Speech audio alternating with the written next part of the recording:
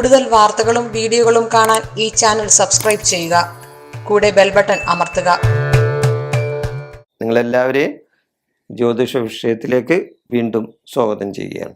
ഇന്നത്തെ എൻ്റെ ജ്യോതിഷ സംബന്ധമായ ഒരു വിഷയം പുനർവിവാഹ യോഗമുള്ളവരും അവരുടെ നക്ഷത്രങ്ങളുമാണ്.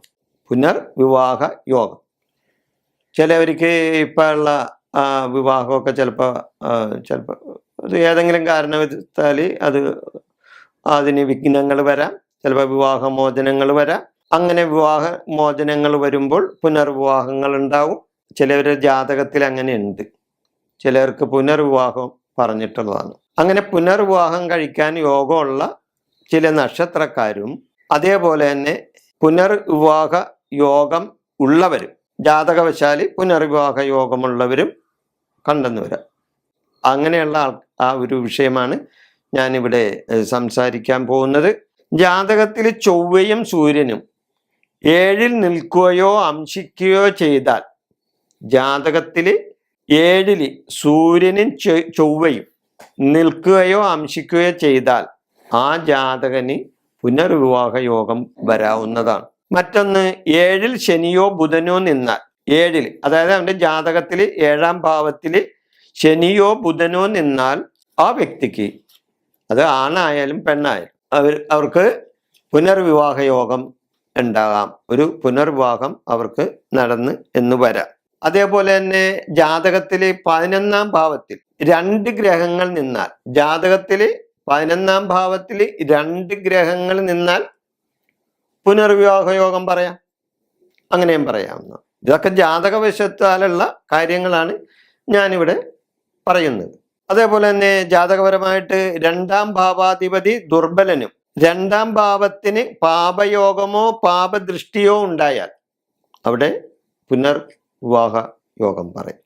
അതുകൂടാതെ 7-ലോ 8-ലോ, അതായത് ലഗ്നത്തിന്റെ 7-ലോ 8-ലോ പാപനും 12-ൽ ചൊവ്വയും 7-ാം ഭാവത്തിൽ 7-ാം ഭാവാധിപതി 7-ൽ നിൽക്കാതിരിക്കുകയും ചെയ്താൽ പുനർവിവാഹ യോഗം ഉണ്ടാവും. ഞാൻ ഒന്നുകൂടി അത് വിശദമായിട്ട് പറയാം. 7-ലോ 8-ലോ പാപനും 12-ൽ ചൊവ്വയും 7-ാം ഭാവാധിപതി 7-ൽ നിൽക്കാതിരിക്കുകയും ചെയ്താൽ അവിടെ പുനർവിവാഹ യോഗം വന്ന് സംഭവിക്കാം.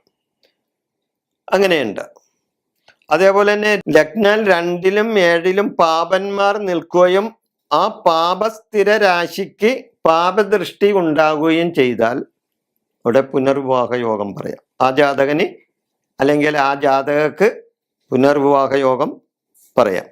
അതേപോലെ തന്നെ ലഗ്നാൽ 7-ാം ഭാവാധിപനോ ശുക്രനോ പരമ ഉച്ചത്തിൽ നിന്നാൽ അവിടെ 3 വിവാഹം വരെ നടക്കാം എന്നാണ് പറയുന്നത്.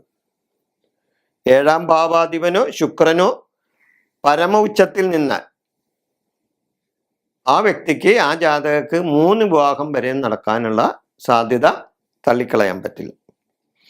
അതേപോലെ തന്നെ ലഗ്നാലും ചന്ദ്രാലും 7-ാം ഭാവാധിപന്മാരും ശുക്രനും, ഇവർ 3 പേരും ബലവാന്മാരായി നിന്നാൽ 3 വിവാഹം നടക്കാമെന്നാണ് പറയുന്നത്.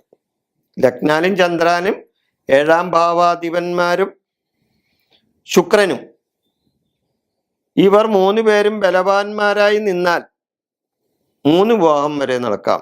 അതേപോലെ തന്നെ ഞാൻ നേരത്തെ പറഞ്ഞല്ലോ, പുനർവിവാഹ യോഗമുള്ള ചില നക്ഷത്രങ്ങൾ.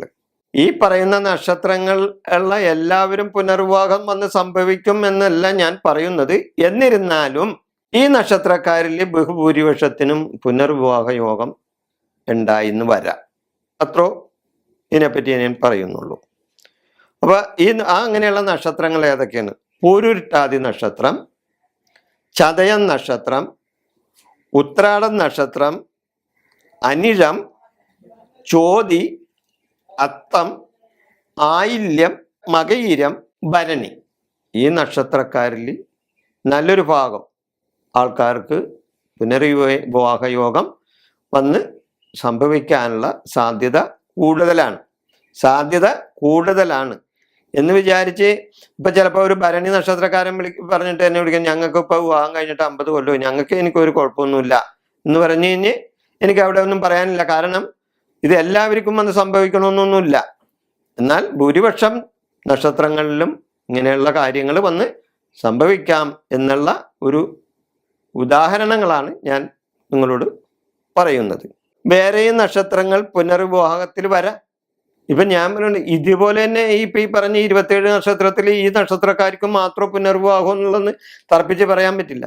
വേറെ ചില നക്ഷത്രക്കാർക്കും വിവാഹത്തിൽ പുനർവിവാഹം, വിവാഹ സംബന്ധമായി പുനർവിവാഹം വന്നെന്ന് വരാം. അപ്പം അതുകൊണ്ട് എൻ്റെ ഇത് കേട്ടിട്ട് ആരും തെറ്റിദ്ധരിച്ച് ചിന്തിക്കരുത്. കാരണം ഇപ്പം നിലവിൽ കുഴപ്പമില്ലാണ്ടൊക്കെ പോണവരായിരിക്കും. അപ്പം അതുകൊണ്ട് ഞങ്ങൾക്ക് ഇനിയൊരു പുനർവിവാഹം ഉണ്ടോ എന്ന് കരുതി ആരും മനസ്സിൽ വ്യാധി കൊള്ളേണ്ട കാര്യമില്ല. വ്യാധിയോ ആദിയോ ഒന്നും കൊള്ളണ്ട, അതിൻ്റെ ഒന്നും ആവശ്യമില്ല. സർവേശ്വര സഹായം കൊണ്ട് നിങ്ങൾക്കൊരു കുഴപ്പമില്ലാതെ നിങ്ങളുടെ വിവാഹ ജീവിതവും ദാമ്പത്യ ജീവിതവും സർവേശ്വരൻ മുന്നോട്ട് കൊണ്ടുപോകട്ടെ എന്ന് ഞാൻ ആശംസിക്കുകയാണ്. ഞാൻ കോമൺ ആയിട്ടുള്ള ചില കാര്യങ്ങളാണ് നിങ്ങളോട് പറയുന്നത്. അപ്പോൾ അതേപോലെയുള്ള ജ്യോതിഷ സംബന്ധമായ എന്ത് കാര്യത്തിനും ഇതുപോലെയുള്ള എന്തെങ്കിലും കാര്യത്തിന് വേണ്ടി നിങ്ങൾക്ക് എന്നെ വിളിക്കാവുന്നതാണ്. അപ്പം ഞാൻ ഈ വിഷയം ഇവിടെ അവസാനിപ്പിക്കുകയാണ്. നിങ്ങൾക്ക് എൻ്റെ നന്ദി, നമസ്കാരം.